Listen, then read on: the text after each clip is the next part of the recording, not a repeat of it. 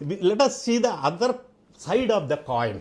మరి ఎన్డీఏ ప్రభుత్వం వచ్చిన తర్వాత వీళ్ళు వైఎస్ఆర్ కాంగ్రెస్ పార్టీ వాళ్ళు ప్రధాన నిందారోపణ ఏంటంటే సూపర్ 6 అమలు కావట్లేదు, సూపర్ 6 వెళ్ళిపోయి ప్రామిసెస్ అన్నీ ఫిల్ఫిల్ అవ్వట్లేదు అనేది ప్రధాన ఆరోపణ. నిజమా? చూద్దాం. మహిళా శక్తి కింద సూపర్ 6లో భాగంగా తెలుగుదేశం ఎన్డీఏ ప్రభుత్వంలో ఎలక్షన్ ప్రామిసెస్లో ఒకటి 1,500 రూపీస్ 18 ఇయర్స్ నుంచి 59 ఇయర్స్ మధ్యలో ఉన్న ఆడవాళ్ళకి ఇస్తాము అని ఒక ప్రామిస్ సూపర్ 6లో. కరెక్టే, ఇంతవరకు ఇవ్వలేదు, ఇట్ ఈస్ అండర్ ప్రాసెస్ అని వాళ్ళు చెప్తా ఉన్నారు. నెక్స్ట్ సూపర్ 6లో రెండో పాయింట్, మహిళలందరికీ ఫ్రీ బస్ సౌకర్యం అనేది ప్రామిస్. ఎన్డీఏ ప్రభుత్వం వచ్చి ఇంకా ఏడాది పూర్తిగా కూడా కాలే అయినప్పటికీ ప్రభుత్వం ఒక ప్రణాళికాబద్ధంగా అన్ని హామీలకి బడ్జెట్ కేటాయింపు చేసుకొని అది ఎప్పటి నుంచి ఇంప్లిమెంట్ చేస్తున్నాము అనే విషయాన్ని డిక్లరేషన్ చేశారు. ఫ్రీ బస్ హామీ 15 ఆగస్ట్ 15 నుంచి ఇంప్లిమెంట్ చేయబోతున్నారు అని అనౌన్స్ చేశారు.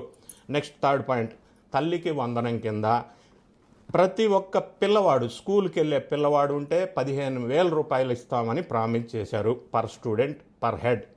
అయితే అది ఈ అకాడమిక్ ఇయర్ స్టార్ట్ అవ్వబోతుంది జూన్ 12కి ఆ తల్లికి వందనం కింద పర్ స్టూడెంట్ 15,000 ఇవ్వబోతున్నామని అనౌన్స్ చేశారు. నెక్స్ట్ ఫోర్త్ సూపర్ 6లో gas cylinders 3 gas cylinders free అన్నారు, ఆల్రెడీ ఇంప్లిమెంట్ చేశారు.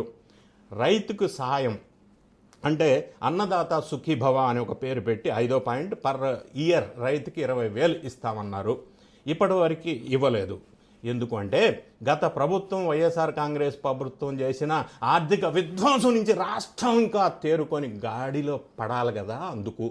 ప్లస్ యాడింగ్ టు దిస్ ఈ 20,000లో సెంట్రల్ గవర్నమెంట్ నుంచి వచ్చే 6,000 రూపాయలు కూడా ఇందులో కలిపి 20,000 రూపాయలు ఇవ్వవలసి ఉంటుంది.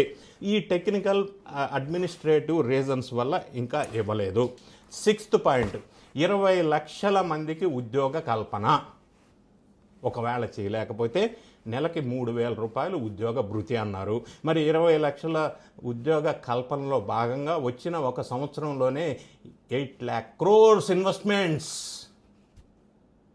అందులో 4 lakhs ఎంప్లాయ్మెంట్ జనరేషన్. పెద్ద పెద్ద ప్రాజెక్ట్స్ ఆంధ్రప్రదేశ్కి అగ్రిమెంట్స్ చేసుకున్నారు కదా. అంటే 20 lakhs 5 years అంటే 1 yearకి ఎన్ని రావాలా? 4 లక్షలు ఆల్రెడీ వీళ్ళు కమిట్మెంట్ అగ్రిమెంట్ చేసుకున్నారు కదా.